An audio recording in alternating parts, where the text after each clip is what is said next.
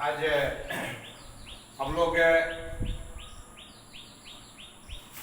Chapter 3 में जो parliamentary government है उस पर चर्चा करेंगे। वैसे ये सब ऑलरेडी क्लियर है। 2-3 दिनों में मैंने देखा कि कुछ बच्चों का एक ही सवाल था, ये गवर्नमेंट क्या है।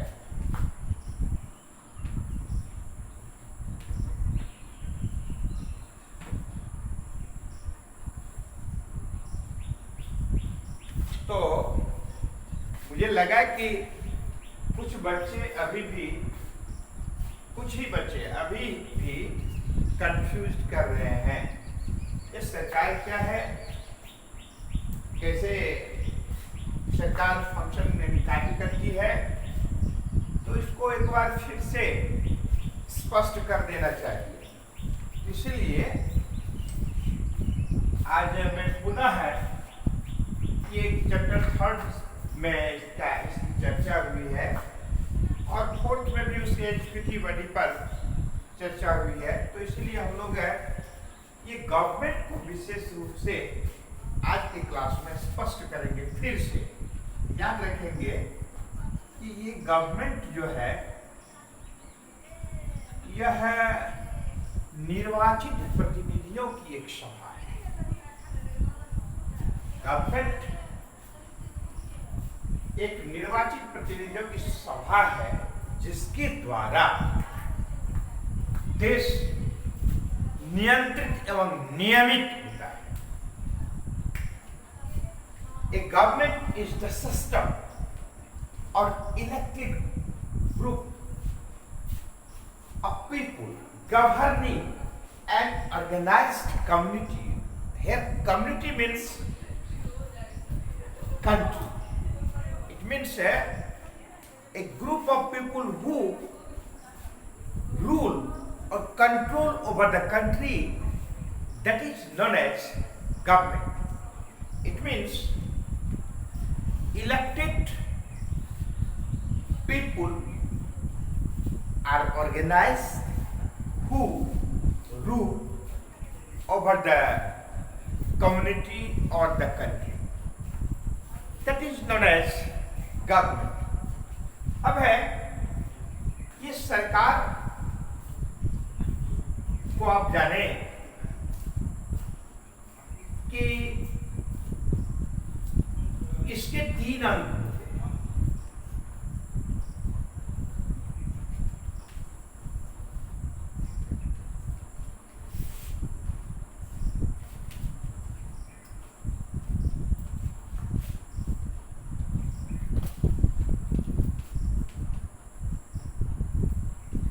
Legislature,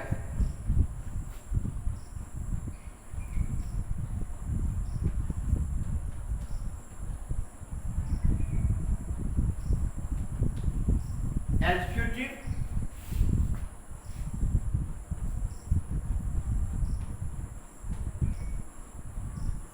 judiciary. सरकार के ये क्या है कि निर्वाचित प्रतिनिधियों की एक सभा है जिसके द्वारा देश नियंत्रित और नियमित होता है, यानी शासित होता है। इसके 3 अंग हैं और यानी लेजिस्लेचर।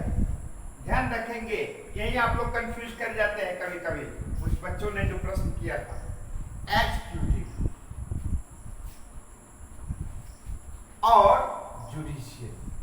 मैंने पहले ही स्पष्ट किया था कि लेजिस्लेचर को हम लोग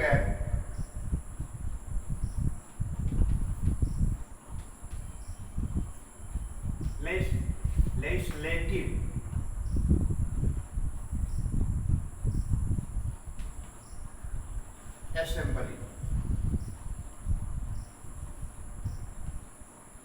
असेंबली के रूप में भी जानते हैं। LATURE, ठीक है।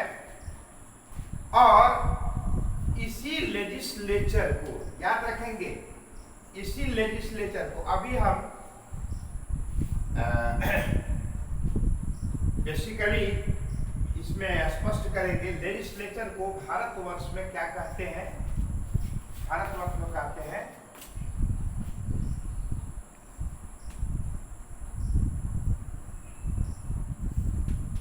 पार्लियामेंट कहते हैं।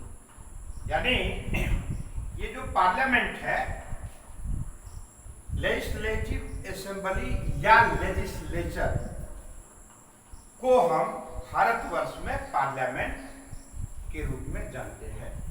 अब ये पार्लियामेंट के आप जान रहे हैं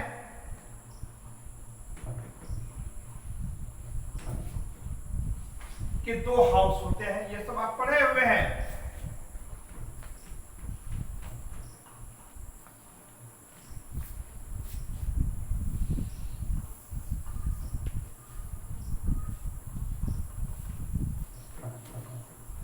अब दूसरा जो है ये एग्जीक्यूटिव है, ठीक है। एग्जीक्यूटिव लेजिस्लेचर का ही एक पार्ट है। यानी लेजिस्लेचर में ऐसे लोग जो गवर्नमेंट में होते हैं, लेजिस्लेचर में ऐसे लोग जो देश पर शासन करते हैं, देश को कंट्रोल करते हैं, रूल करते हैं, शासन करते हैं। तो इसमें हमने देखा कि गवर्नमेंट के ही 3 अंग हैं, लेजिस्लेटर, एग्जीक्यूटिव, जुडिशियरी। इसी को हम लोग भारतवर्ष में पार्लियामेंट कहते हैं। क्लियर है। पार्लियामेंट के 2 हाउस हैं, अपर हाउस और लोअर हाउस। अपर हाउस का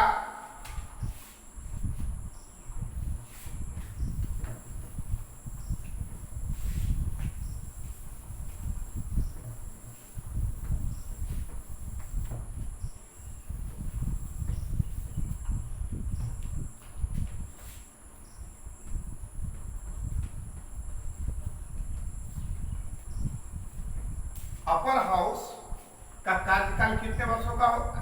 अपर हाउस के सदस्यों का,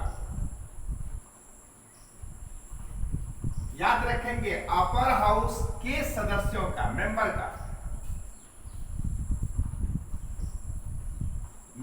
का कार्यकाल 6 वर्ष होता है। और यह हाउस क्या होता है? परमानेंट हाउस होता है। और लोअर हाउस जो है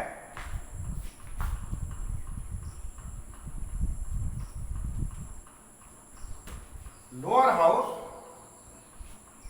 इसका कार्यकाल 5 वर्षों का होता है। 5 वर्षों का होता है। यानी 5 वर्ष पूरा होने के बाद ये सरकार भंग हो जाती है। यानी सरकार भंग होने से तात्पर्य है यहां पर लोअर हाउस।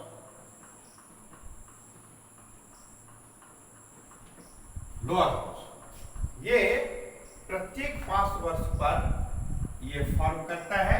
यानी कि सरकार बनती है, चुनाव होता है, और चुनाव के बाद बहुमत दल के जो नेता होते हैं,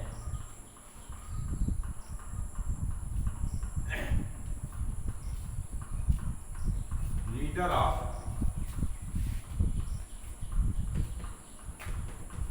मेजॉरिटी पार्टी,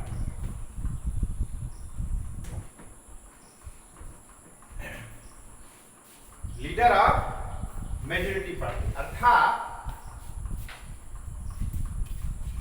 बहुमत दल के नेता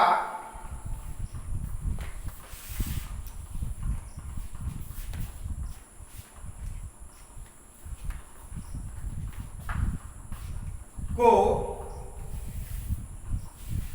भारत के राष्ट्रपति, बहुमत दल के नेता, किसके? तो लोअर हाउस के बहुमत दल के नेता को भारत के राष्ट्रपति के द्वारा सरकार बनाने का न्योता मिलता है, निमंत्रण, इनवाइट करते हैं। तो इस प्रकार से जो लीडर होते हैं उन्हें देश के प्रधानमंत्री के रूप में नियुक्त किया जाता है। और प्रधानमंत्री के सलाह से, प्रधानमंत्री के सलाह से अन्य मंत्रियों की नियुक्ति राष्ट्रपति करते हैं। अब है कि सरकार में, याद रखेंगे आप कि सरकार में कौन सब आते हैं।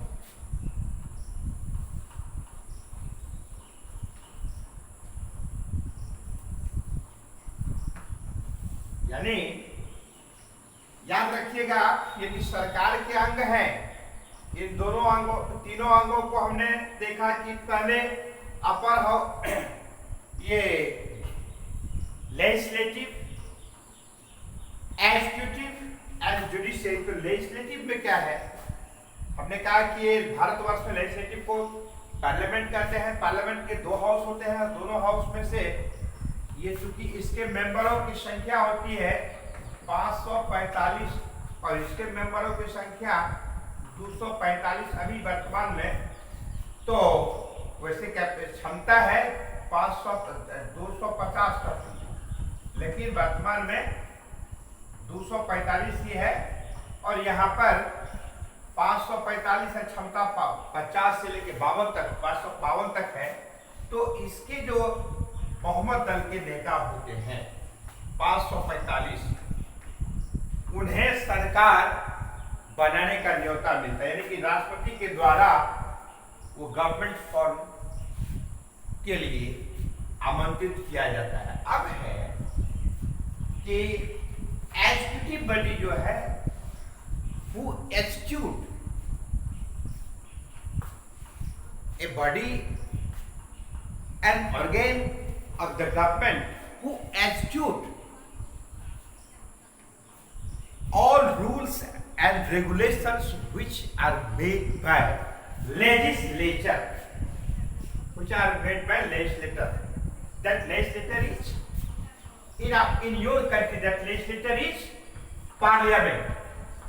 So legislative assembly who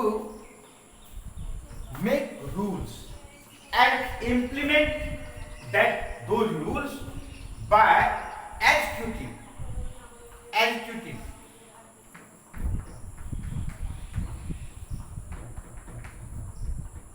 body.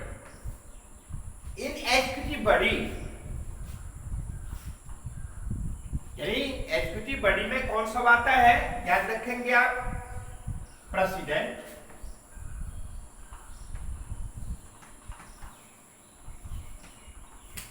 Prime minister, president, vice president, prime minister,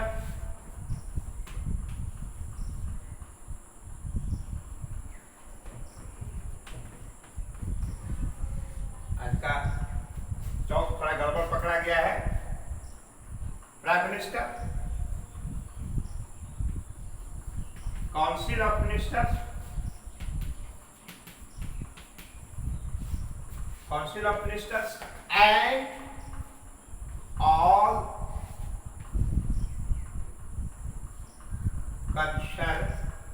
concerning officer.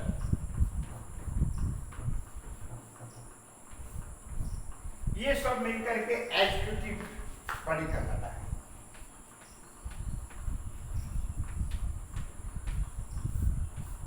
ठीक है, तो इसका मतलब हुआ कि सरकार निर्वाचित लोगों का ऐसा समूह है जिसके द्वारा देश में नियम यानी कि रूल किए जाते हैं, शासन किए जाते हैं और देश को कंट्रोल किया जाता है। यानी for the betterment of the country, it is the AIIMS of government. So, government is a group of people who govern, who is governing an organized community. Here an organized community means a country, यानी देश को चलाने के लिए, देश को control में रखने के लिए, देश पर शासन करने के लिए, for the betterment of the people, for the betterment of the country, ऐसे निर्वाचित लोगों का समूह उस पर रूल करता है और कंट्रोल करता है। इसे ही हम सरकार कहते हैं। तो इसको आप लोगों ने जाना, मुझे लगता है कि कोई कंफ्यूजन नहीं होना चाहिए और कोई प्रश्न नहीं करेंगे। सरकार क्या है? सरकार निर्वाचित प्रतिनिधियों का एक समूह है जो किसी देश को शासित करता है, नियंत्रित एवं नियमित करती है। तो ऐसे समूह को क्या कहते हैं? सरकार कहते हैं। अब ये सरकार के बारे में हमने क्लियर किया कि पार्लियामेंट, चूंकि ये पार्लियामेंट शब्द को मैंने पार्लियामेंट्री फॉर्म ऑफ गवर्नमेंट जो है का सिस्टम अपने देश में ये लागू है, इस प्रकार की व्यवस्था है। और पार्लियामेंट का को हम लोग क्या कहते हैं अपने देश में, यानी संसद कहते हैं हिंदी में।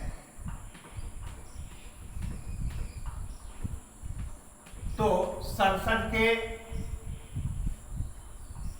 अंतर्गत 2 सदन ये जाना, उसमें 245 अपर हाउस,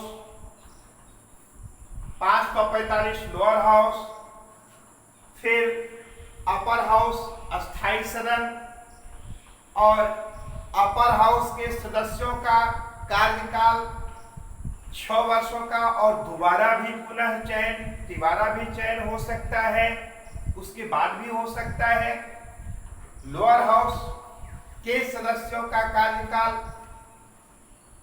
लोअर हाउस के सदस्यों का कार्यकाल 5 वर्ष, और चूंकि प्रत्येक 5 वर्ष पर लोअर हाउस लोकसभा भंग हो जाता है, तो इसीलिए इसको अस्थायी सदन कहा जाता है।